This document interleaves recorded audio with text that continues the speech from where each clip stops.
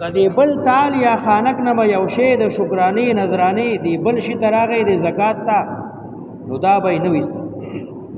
وجعلوا لله مما ذرأ من الحرث والانعام نصیبا ګرځولیو دی مقرر کړیو دغه ظالمانو لله الله لرا مما د هغنا ذرأ چې پیدا کړی والله من الحرث د فصلنا والانعام د ډنګرونا نصیبا صبرخا جعلوا لله نصیبا وجعلوا لشرکائهم نصیبا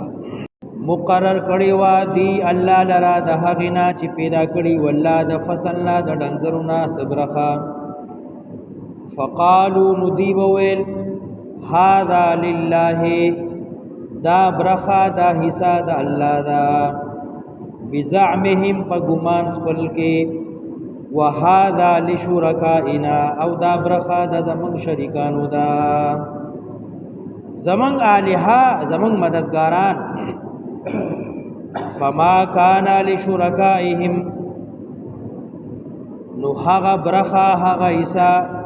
چې د پارا د شرکاو بوا فلا يصلوا ندا بن رسدا الى الله الله تا وما كان لله او هغه برخا چې د پاره د الله بوا